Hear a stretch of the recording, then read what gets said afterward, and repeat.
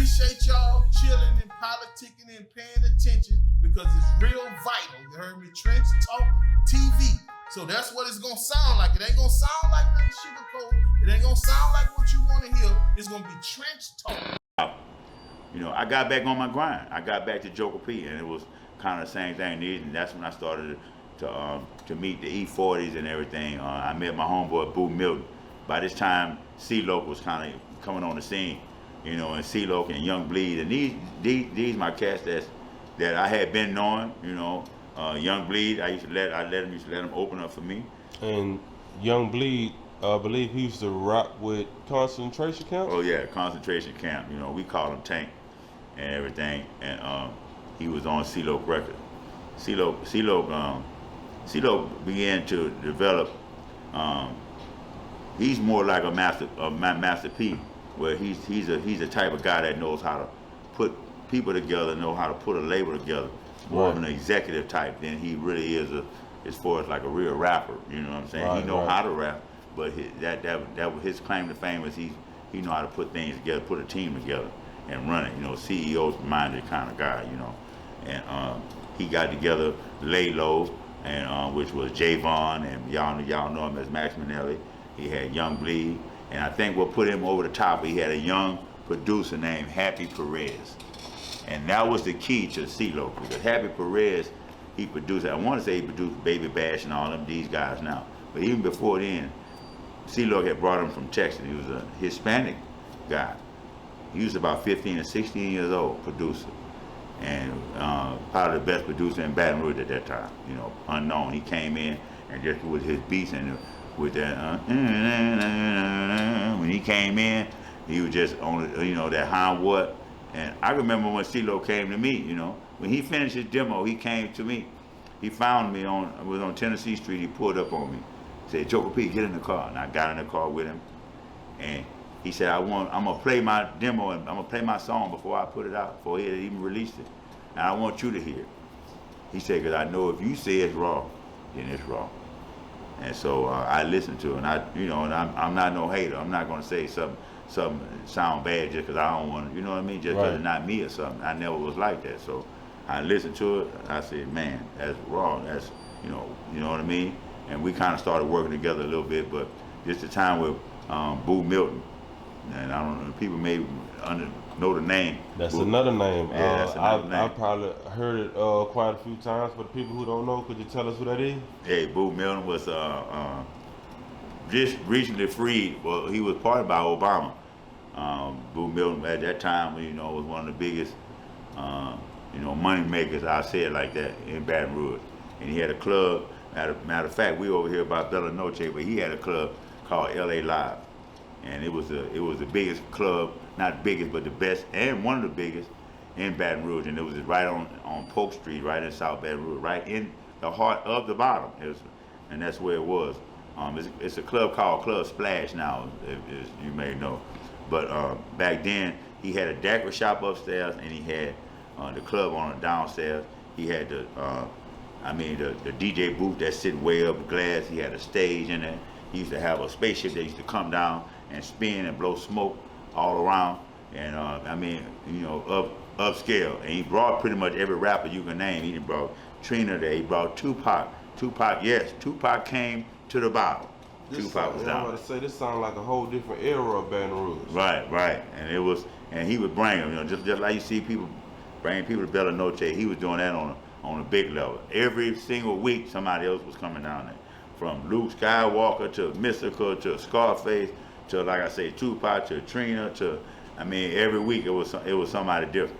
And so by me knowing him, I used to be able to open up for everybody that came there and be backstage with them and stuff, you know. And so I started kind of doing that, getting my name back and getting back, doing that performing shows, you know. And so E-40 came, and that's when they was the clique. E-40 them came and they did a show, and I was there early because I wanted to perform, man. And I can remember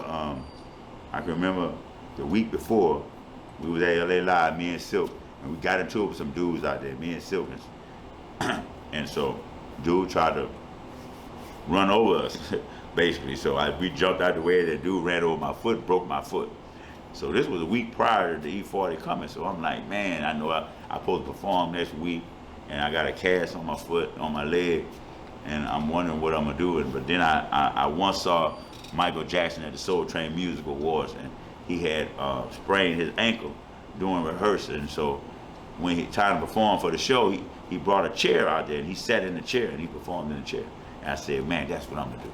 So when it came time to perform, I performed a Graveyard Shift. I had a remix to it, and so I put the chair on the stage, and there was so many people in there were going so crazy. When I got up and I tried to, limp on my foot, I was limping. It was just so much energy coming at me because of course it was packed. Yeah, the adrenaline just came, man. That's the first time I started walking on my foot without any crutches. I just threw the crutch down. And I just started going across the stage. So it was a moment. Yeah, it was one of the moments. One of the moments. How was your first time meeting E-40? It was crazy. It was them dudes was there. At that time I didn't know that they was all brothers and sisters. I believe you went to school down here. Yeah, he even went to Grambling for a year. Yep. And I had knew that, but I didn't know that they was all brothers and sisters. And that's what we got into the VIP room, and it was closed off from the club, so you couldn't even look inside of there. It was like a whole different, totally new room, like a big old room where everything in there, fruit baskets and all this type of stuff.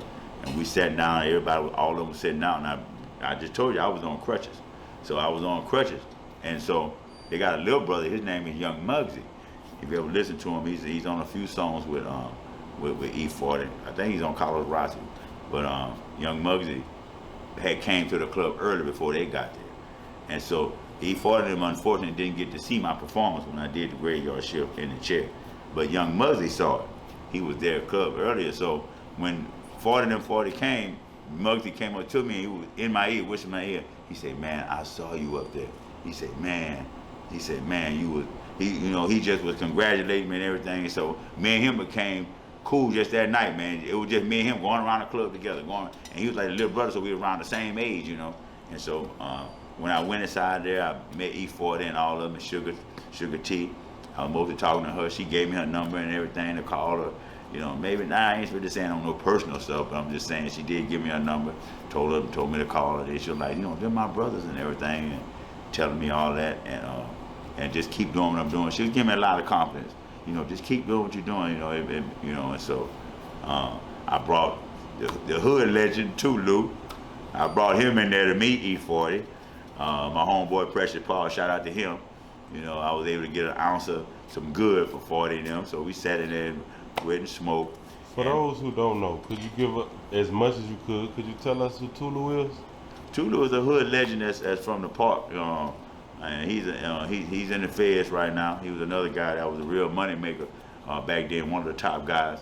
And he was, but what made him special was he was real young. So he was like a young OG back then. So for him to be, he always started out young. He was riding big cars and big rims, 16, 17 years old. So he was like a legend. That's how y'all linked up on some street stuff? Yeah, and he's from a rival hood. So it just goes to show you how, South and the South Side and the park at that time was rivals really.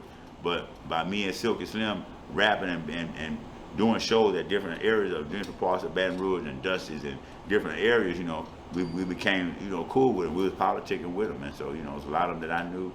And, we ain't had no problem. Same with Flay, and, people like that, Yeah, shout out to Flay too. And I remember you told me you bumped into Master P. Yeah, I bumped into Master P, and it was that was kind of crazy too. This was end up being the second show that I done with E-40. This is the one C-Loc had put together. It was at the Cajun Hall. Gotcha. Used to have a Cajun Hall on Florida Boulevard over there. So it was me, E-40 in the clique, and it was Master P, and all of them was there. C Murder was there. Me and Mia X talked in the backstage and everything, and I was kind of telling her, I said, I know you can rap. You can rap. I like how you rap, but I want to see how you perform on the stage. We was all backstage, and I just I want to see how you perform when you get up there. Right. Because I had just came from up there, and we had just tore it down. Of course, I had opened up for all of them, and I had got it ready for them. It was by the time they got it, it was already hype. So when I went backstage, my adrenaline was going. Mm-hmm. And so Master P came up to me, and hey man, you know, what's up? My name Master P. I looked up and so I'm Joker P. You know what I'm saying? And so How you you know, responded to that? he just kind of like it kind of threw him off a little bit, you know, I'm because sure he he came with, responded. you know what I mean. But that just go to show you how competitive, not only competitive that I was, but you know my mindset was at that time. You know, I think back on it now that could have been an opportunity for me to reach out and we could have did something together. Because at that time he was hot. You know, that's when he had about it when everything was out. But in my mind, you in Baton Rouge, you know, I I'm was in that Baton Rouge. ego. Right, exactly. It was my ego. That's exactly what it was. You moving around the rap industry.